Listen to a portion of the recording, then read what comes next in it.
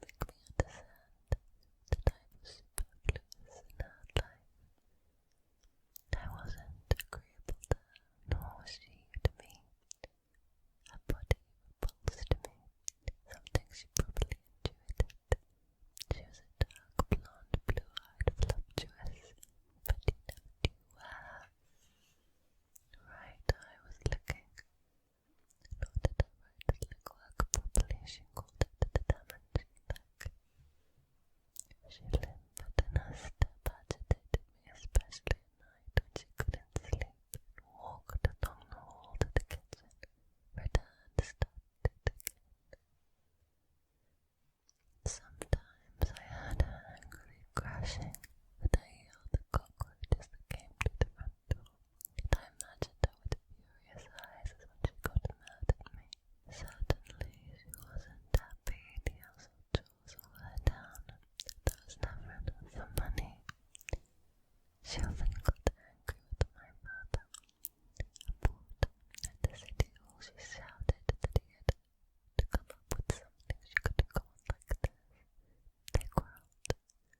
But since my father never raised his voice, even when he lost patience, I always took his part against her, even though he sometimes beat her and could be threatening to me. It was he and not my mother who said to me, the first day of school, Lydia, do well with the teacher and we'll let you go to school. But if you're not good, if you're not at the best, Papa needs help and you'll go to work.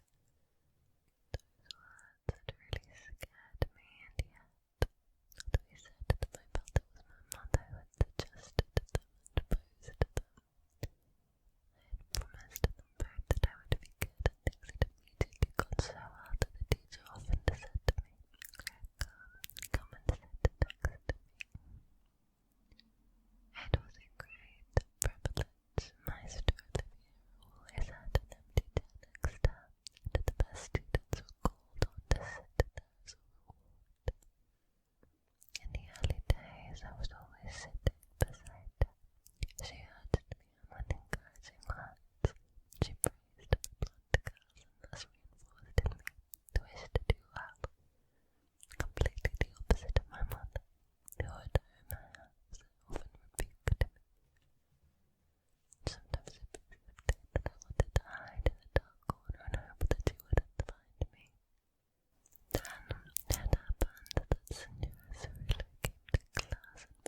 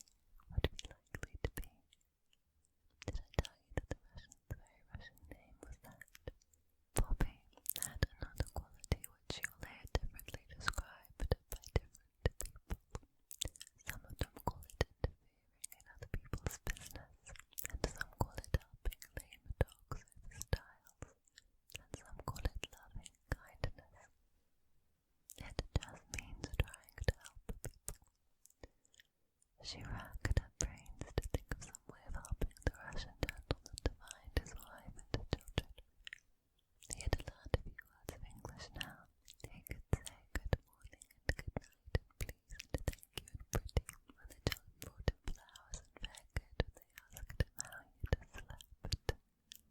The way he smiled when he said his English was Bobby felt just too sweet for anything. She used to think of his face because she fancied it would help her.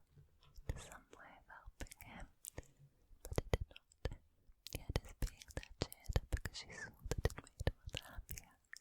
She likes to have someone to be good to, even beside her, said Bobby. And I know she hated to let him have father's clothes, but I suppose it hurt her nice or she wouldn't have. For many and many a night, after the day when she and Peter and Phyllis had saved the train from wreck by waving their little red flannel flags, Bobby used to wake screaming and shivering, seeing again that horrible mound, and the poor dear dreadful engine rushing on towards it, just thinking of what it was doing its swift duty, and that everything was clear and safe. And then a warm thrill of pleasure used to run through her, at the remembrance of how she and Peter and Phyllis and the red flannel petticoats had really saved everybody. One morning a letter came. It was addressed to Peter and Bobby and Phyllis. They opened it with enthusiastic curiosity, but they did not often get letters. The letter said, "Dear Sir and Ladies, it is proposed to make a small presentation to you in commemoration of your prompt and courageous action in warning the train on the instant, and thus averting what must, humanly speaking, have been a terrible accident. The presentation will take place at their station at 3 o'clock on the 30th, if this time and place will be convenient to you. Yours faithfully, Berthinglewood, Secretary, Great Northern and Southern Railway Company." There had never been a prouder moment in the lives of the three children. They rushed to mother with the letter, and she also felt proud and said so, and this made the children happier than ever. "But if the presentation is money, you must say thank you, but we'd rather not take it," said mother. "I'll wash your Indian muslins at once," she added. "You must look tidy on an occasion like this." "Phil and I can wash them," said Bobby, "if you lie in them, mother. Washing is rather fun. I wonder whether you've ever done it. This particular washing took place in the back kitchen, which had a stone floor and a very big stone sink under its window.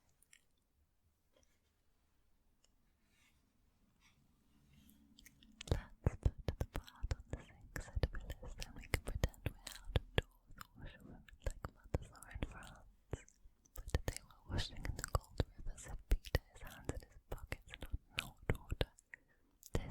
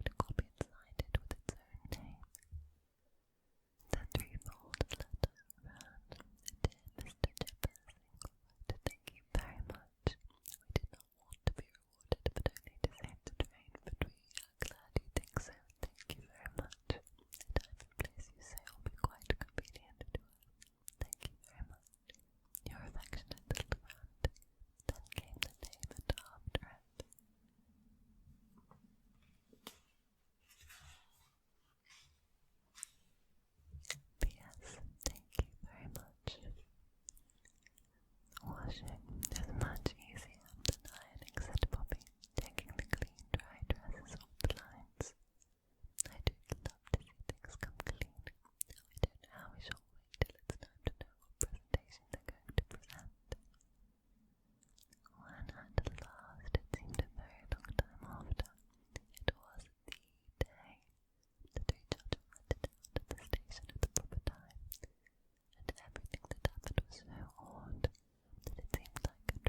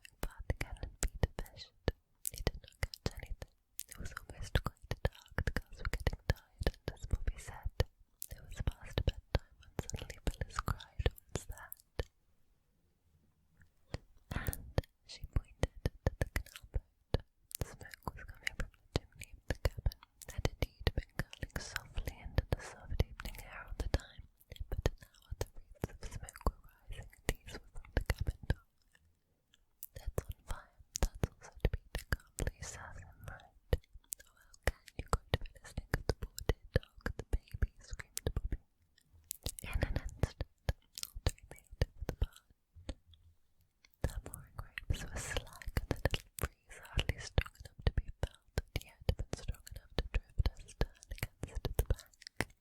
Bobby was first, then came Peter, and it was not Peter who slipped and fell. He went into the canal up to his neck, and his feet could not help the bottom. Feel the bottom, but his arm was on the edge of the barge. Phyllis caught at his hair. It hurt, but it helped him to get out. Next minute he had leaped on the barge, Phyllis following.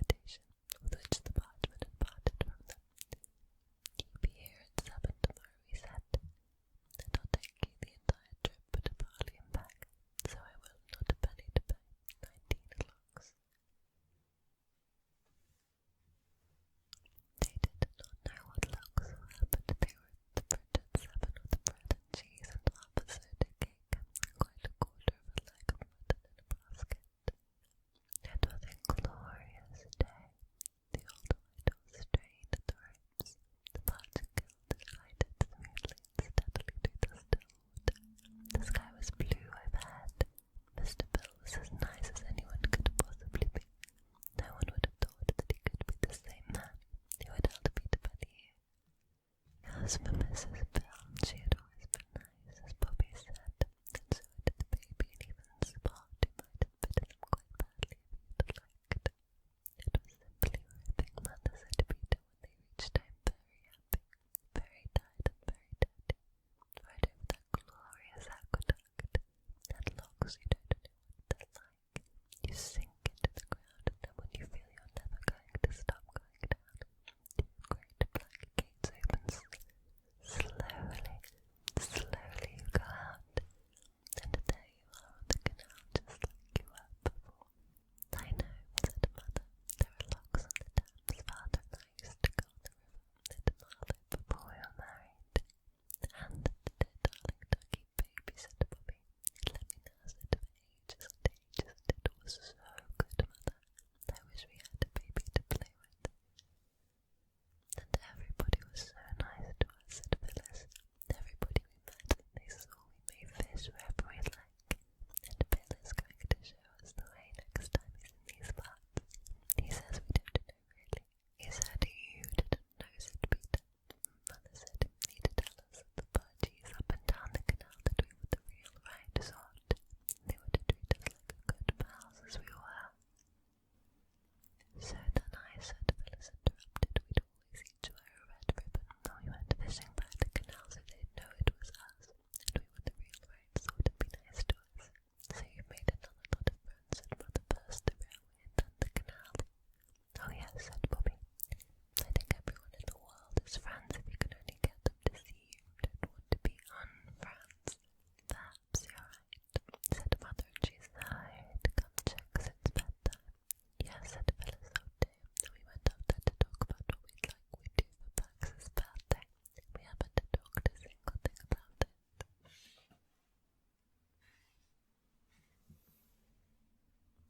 No more we have, said Bobby, but Peter saved Reginald Horace's life. I think that's about good enough for one evening.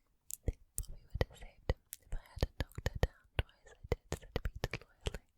So would I, said Phyllis, if I'd known what to do. Yes, said Mother, you've saved a little child's life. I do think that's enough for one evening.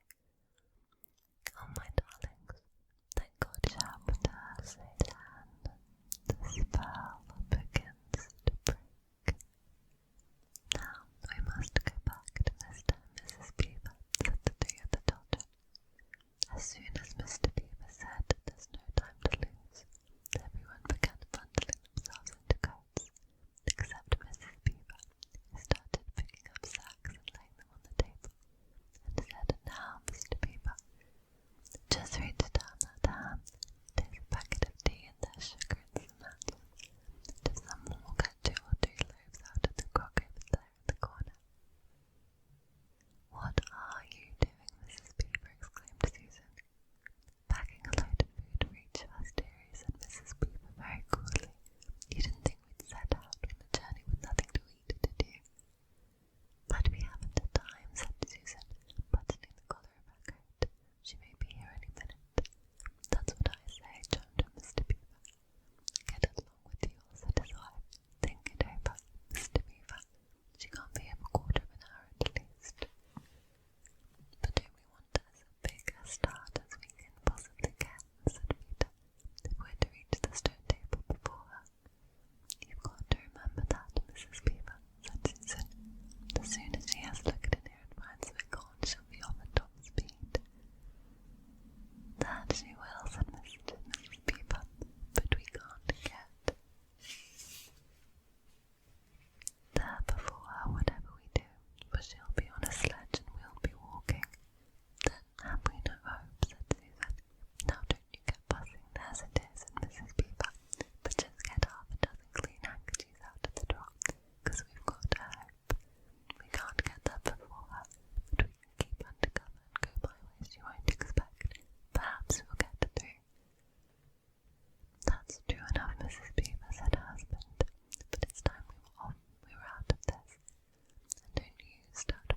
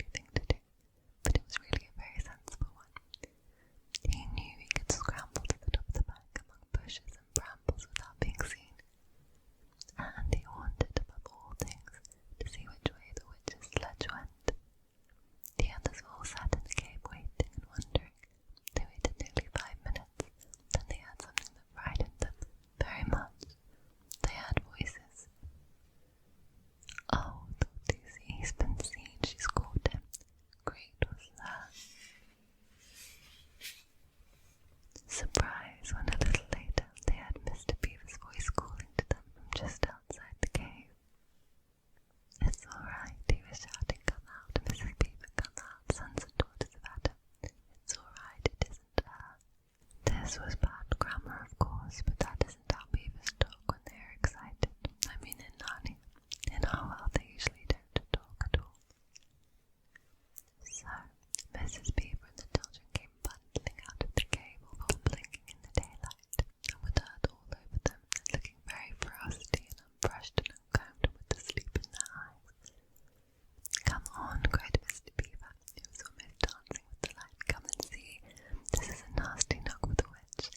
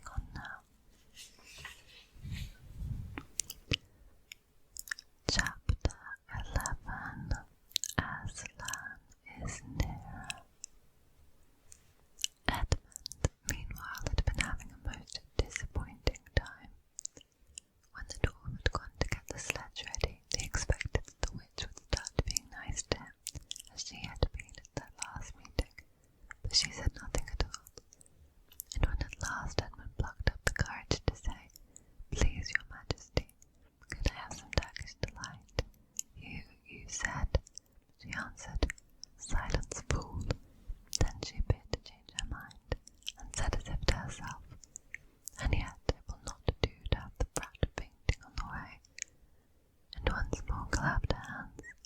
Another dwarf appeared. "Bring the human creature food and a drink," she said. The dwarf went away and presently returned bringing an iron bowl with some water in it, and an iron plate with a hunk of dry bread on it. He grinned in a repulsive manner as he set them down on the floor beside Edmund and said, "Turkish delight with the little prince. Ah, ah, ah." "Take it away," said Edmund sulkily. "I don't want dry bread." But the witch suddenly turned on him with such a terrible expression on her face that he apologized and began to nibble at the bread, though it was so stale he could hardly get it down. "You may be glad enough of it before you taste bread again," said the witch. While he was still chewing away, the first dwarf came back and announced that the sledge was ready. The White Witch rose and went out, ordering Edmund to go with her. The snow was again falling as they came into the courtyard, but she took no notice of that, and made Edmund sit beside her on the sledge. But before they drove off, she called Morgrim, and he came bounding like an enormous dog to the side of the sledge. "Take with you the swiftest of your wolves and go at once to the house of the beavers," said the witch, "and kill whatever you find there. If they are already gone, then make all speed to the stone table, but do not be seen. Wait for me there in hiding. I meanwhile must go many miles to the west, before I find a place where I can drive across the river. You may overtake these humans before they reach there. Stone table, you will know what to do if you find them." "I hear and obey, O Queen," growled the wolf, and immediately shot away into the snow and darkness as quickly as a horse can gallop. In a few minutes his queen had called another wolf and was with him, down on the tap sniffing at the beaver's house, but of course they found it empty.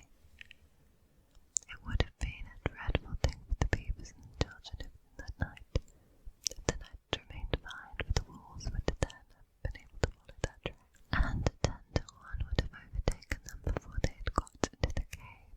But now that the snow had begun again, the scent was cold and even the footprints were covered up. Meanwhile the dwarf whipped up the reindeer, and the witch and Edmund drove out under the archway and on and away into the darkness and the cold. This was a terrible journey for Edmund, who had no coat. Before they had been going a quarter of an hour, all the front of him was covered with snow. He soon stopped, trying to shake it off, because as quickly as he did that the new lot gathered, and he was so tired. Soon he was wet to the skin, and oh how miserable he was. It didn't look now as if the Queen intended to make him a king. All the things he had said to make himself believe that she was good and kind and that her side were really the right side sounded to him silly now. He would have given anything to meet the others at this moment, even Peter. The only way to comfort himself now was to try to believe that the whole thing was a dream, that he might wake up at any moment. And as they went on hour after hour, it did come to seem like a dream. This lasted longer than I could describe, even if I wrote pages and pages about it, but I will skip on to the time when the snow had stopped. The morning had come and they were racing along in the daylight. And still they went on and on, with no sound but the everlasting swish of the snow and the creaking of the reindeer's harness. And then at last the witch said, "What have we here? Stop." And they did. How Edmund hoped she was going to say something about breakfast, but she had stopped for quite a different reason. A little way off at the foot of a tree sat a merry party, the squirrel and his wife with their children, 2 satyrs and a dwarf and an old dog fox, all on stools round a table. Edmund couldn't quite see what they were eating, but it smelled lovely. There seemed to be decorations of holly, and he wasn't at all sure that he didn't see something like a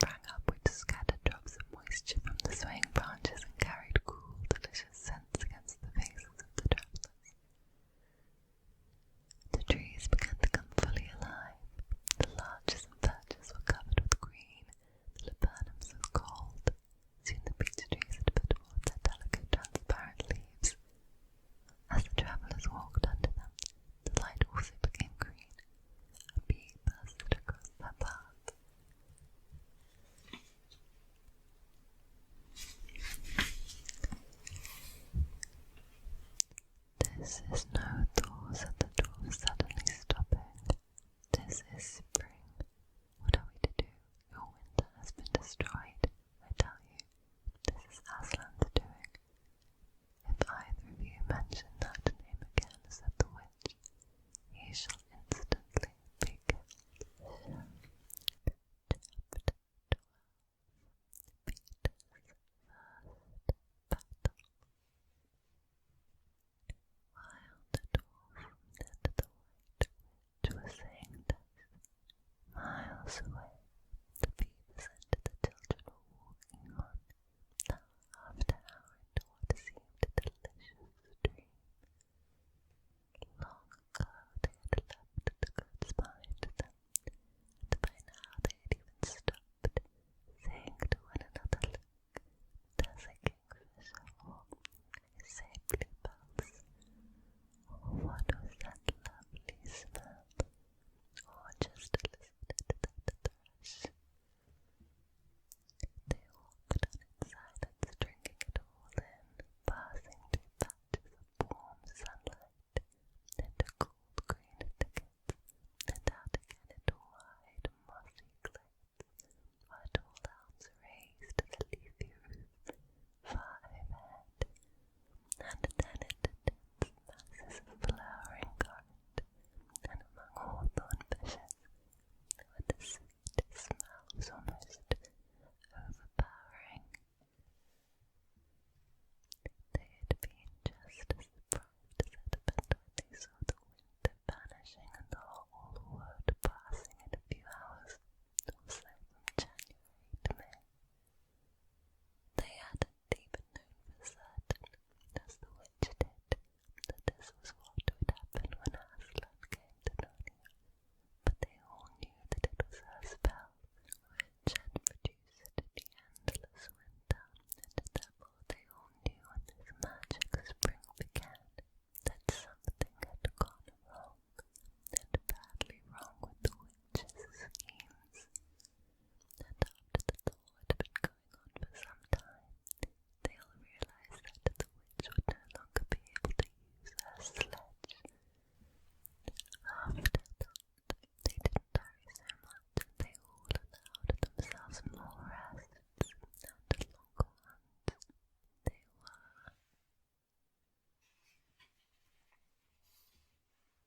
pretty tired by now, of course, but not what I'd call bitterly tired, only slow and feeling very dreamy and quiet inside, as one does when one is coming to the end of a long day in the open. Susan had a slight blister on one heel. They had left the course of the big river some time ago, for one had to turn a little to the right, that meant a little to the south, to reach the place of the stone table. Even if this had not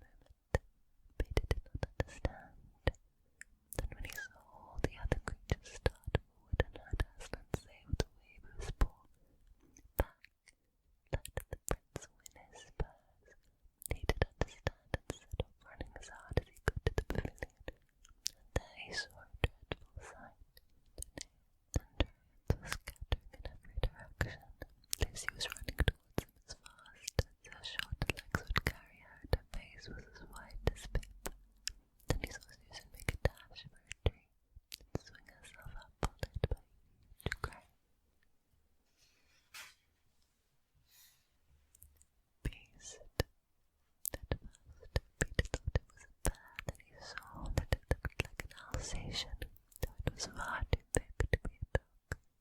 Then he realized that it was a wolf standing on its hind legs with its front paws against the tree trunk, snapping and snarling. All the hair on its back stood up on end.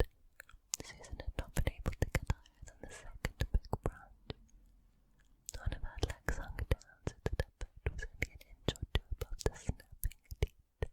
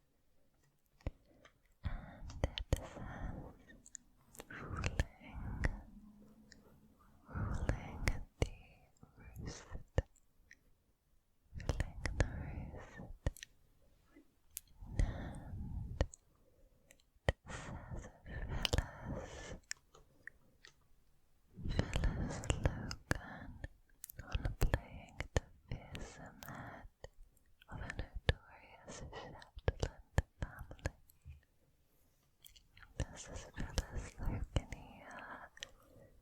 who I know from Downton Abbey, where she played Mrs. Hughes. This is obviously what she's up to now.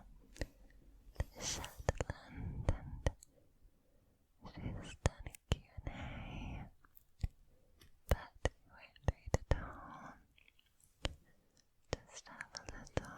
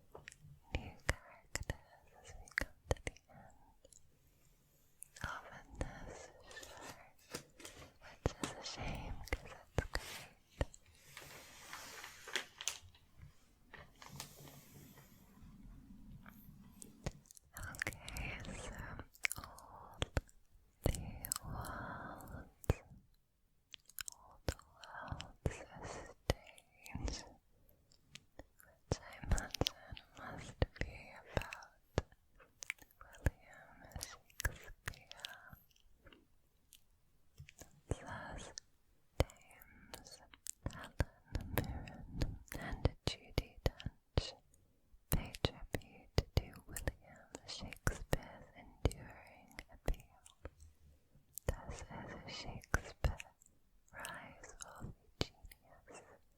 It says on Wednesday at 9 in case you want to catch it. So, a starry cast of actors reveals the incredible, yet surprisingly little-known story of England's greatest writer. So we've got quite a few well-known people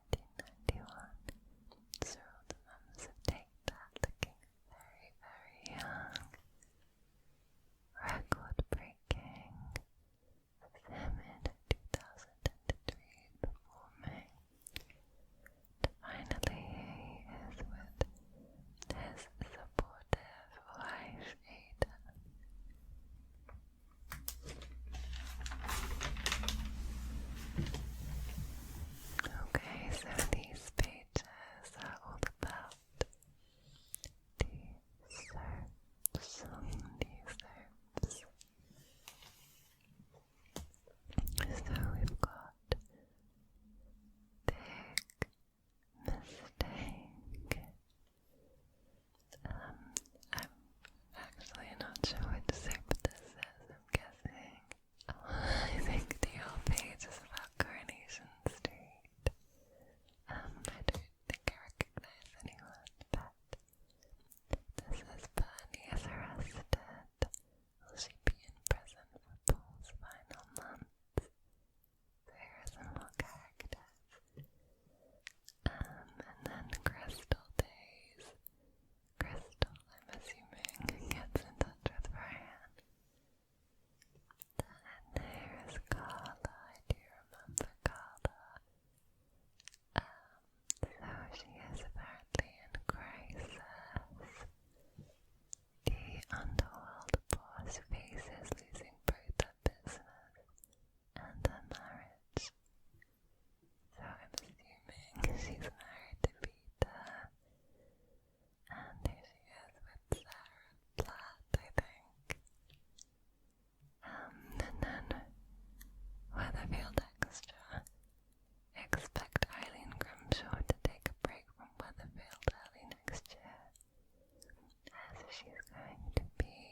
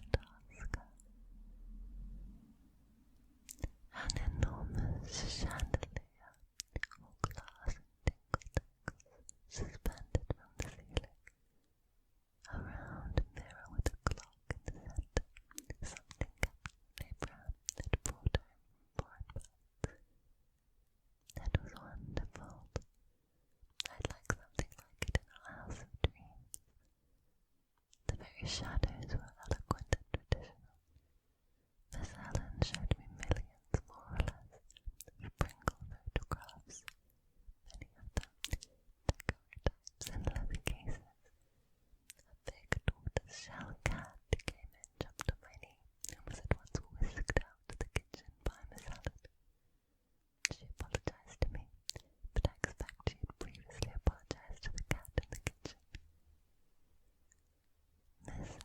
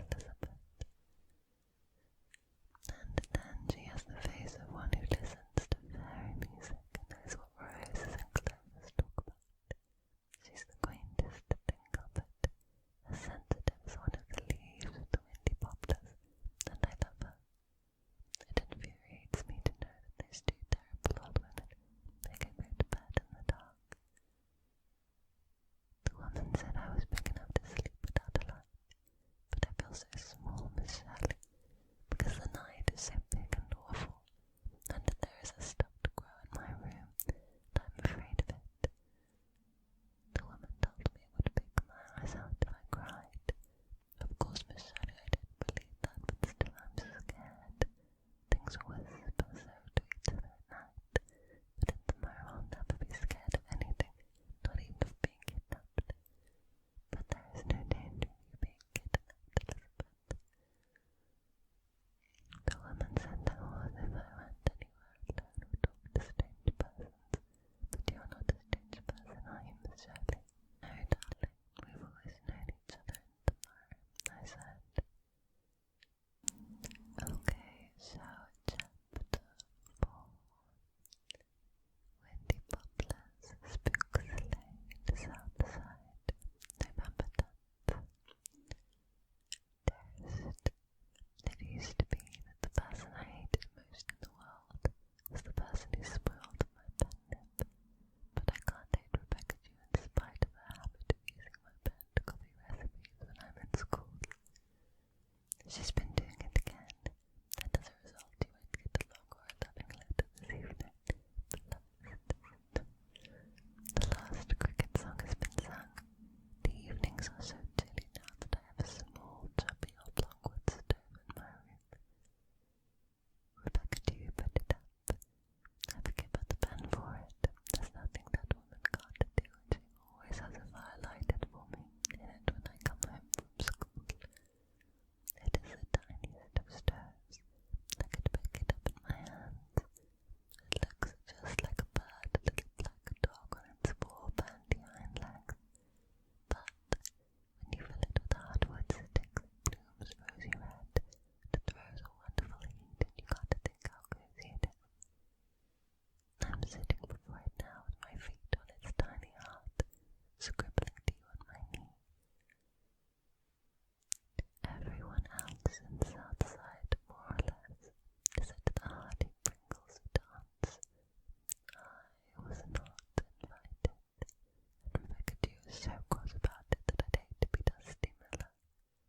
But when I think of Hardy's daughter Myra, beautiful and brainless, trying to prove in an examination paper that the angels are at the base of an isosceles triangle are equal, I forgive the entire Pringle. Glad after to be just, all the howlers don't originate with the Pringles.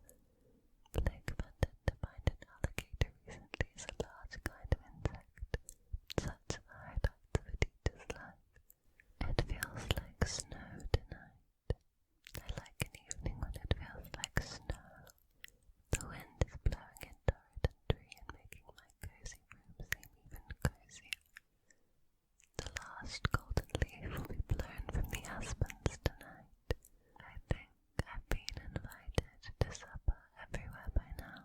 I mean to the homes of all of my pupils, both in town and country. And oh, Gilbert, darling, I'm so sick of pumpkin preserves. Never, never let's have pumpkin preserves in our house of dreams. Almost everywhere I've gone for the last month, I've had to beef for supper. The first time I had it, I loved it. It was so cold that I felt I was eating preserved sunshine, and I incautiously raved about it. I got brooded about that I was very fond of beef, and people had it on purpose for me. Last night I was going to Mr. Hamilton's and Rebecca Dew assured me that I wouldn't have to eat beef there because none of the Hamiltons liked it. But when we sat down to supper, there on the sideboard was the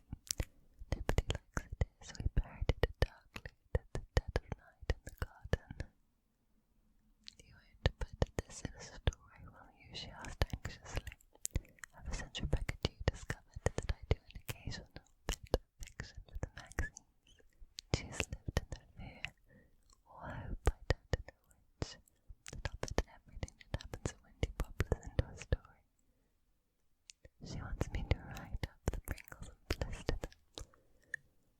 But alas, it's the Pringles that are doing the blistering. Between them and my work in school, I've scant time for writing fiction. There are only withered leaves and frosted stems in the garden now. Rebecca Dew has done the standard roses up in straw and potato bags, and in the twilight they look exactly like a group of humped-backed old men leaning on staffs. I got a postcard from Davy today with 10 kisses crossed on it, and a letter from Priscilla written on some paper that a friend of hers in Japan sent her. Silky thin paper, with the dim cherry blossoms on it like a ghost. I'm beginning to have my suspicions about that friend of hers, but you're big about that it was the purple gift of the day gave me.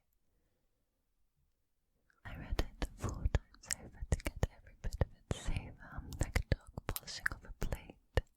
That certainly isn't a romantic smile, but it's the one that just popped into my head. Still, letters, even the nicest, aren't satisfactory. I want to see you. Glad it's only 5 weeks to Christmas holiday. Chapter 5.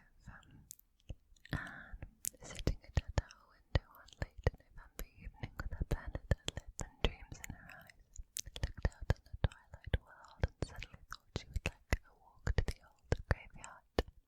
She had never visited it yet, preferring the birds in Maple Grove or the Harbour Road for her evening rambles. But there is always a November space after the leaves have fallen, when she felt it was always indecent to intrude on the woods, but their glory terrestrial had departed, and their glory celestial of spirit and purity and whiteness had not yet come upon them. So Anne betook herself to the graveyard instead. She was feeling for the time so dispirited and hopeless that she thought a graveyard would be a comparatively cheerful place. Besides, it was full of Pringles, so Rebecca Dew said. They had buried it there for generations, keeping it up in preference to the new graveyard until no more of them could be squeezed in. Anne felt that it would be positively encouraging to see how many Pringles were where they couldn't really put in any more. In regard to the Pringles, Anne felt that she was at the end of her tether. More and more the whole situation was coming to seem like a nightmare. The subtle campaign of insubordination, disrespect which Jen Pringle had organised had at last come to a head. One day, a week previously, she had asked the Senate seniors to write a composition on the most important happenings of the week. Jen Pringle had written a brilliant one. The little imp was clever, and had inserted in it a sly insult to their teacher, one so pointed that it was impossible to ignore it.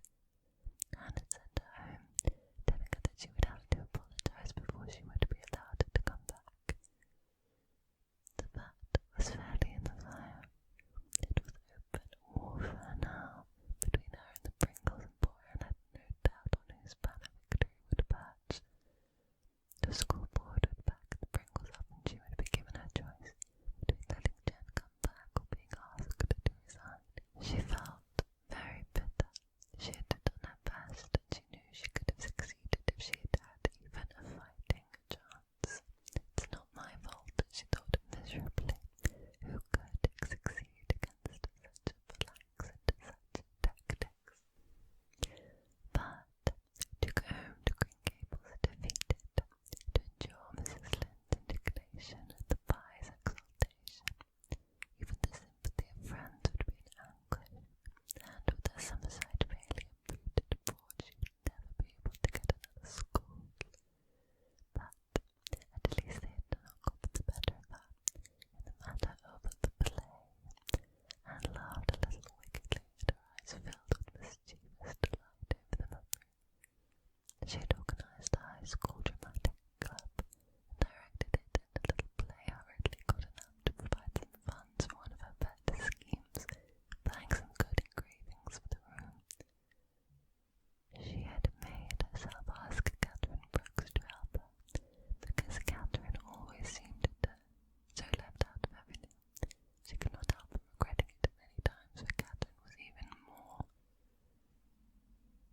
brusque and sarcastic than usual. She seldom let a practice pass without some corrosive remark, and she overworked her eyebrows. Worse still, it was Catherine who had insisted on having Jen Pringle take the part of Mary Queen of Scots. "There's no one else in the school who can play it," she said impatiently. "No one who has the necessary personality." Anne was not so sure of this. She rather thought that Sophie Sinclair, who was tall and had hazel eyes and red chestnut hair, would make a far better Queen Mary than Jen. But Sophie was not even a member of the club and had never taken part in a play. "We don't want absolute greenhorns in this. I'm not going to be associated with anything that is not successful," Catherine had said disagreeably, then had yielded. She could not deny that Jen was very good in the part. She had a natural flair for acting, and she apparently threw herself into it wholeheartedly. They practiced 4 evenings a week, and on the surface things went along very smoothly. Jen seemed to be so interested in her part that she behaved herself as far as the play was concerned. Anne did not meddle with her, but left her to Catherine's coaching. Once or twice, though, she surprised a certain look of sly triumph on Jen's face that puzzled her. She could not guess just what it meant. One afternoon, soon after the practices had begun, Anne found Sophie Sinclair in tears in a corner of the girls' coat-room. At first she had blinked her hazel eyes vigorously and denied it, then broke down. "I did so want to be in the play, to be Queen Mary," she sobbed. "I've never had a chance. Father wouldn't let me join the club because there are dues to pay and every cent counts so much. And of course I haven't had any experience. I've always loved Queen Mary. Her name just thrills me to my fingertips. I never will believe she had anything to do with murdering Darnley. It would have been wonderful to fancy her as she for a little while." Afterward, Anne concluded that it was her guardian angel who prompted her reply. "I'll write the part out for you, Sophie, and coach you in it.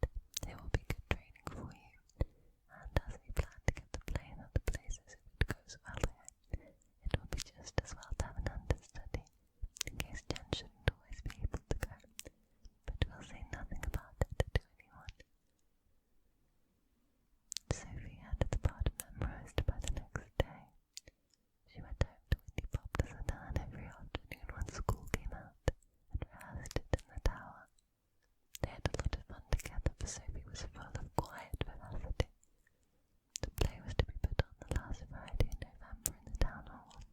It was widely advertised, and the reserved seats were sold to the last one. Anne and Catherine spent 2 evenings decorating the hall. The band was hired, and a noted soprano was coming up from Charlottetown to sing between the acts. The dress rehearsal was a success. Jen was really excellent, and the whole cast played up to her. Friday morning, Jen was not in school, and in the afternoon, her mother sent word that Jen was ill with a very sore throat. They were afraid it was tonsillitis. Everybody concerned was very sorry, but it was out of the question that she should take part in the play that night. Catherine and Anne stared at each other, drawn together for once in their common dismay. "We'll have to put it off," said Catherine, slowly, and that means failure. "Once we're into December, there's so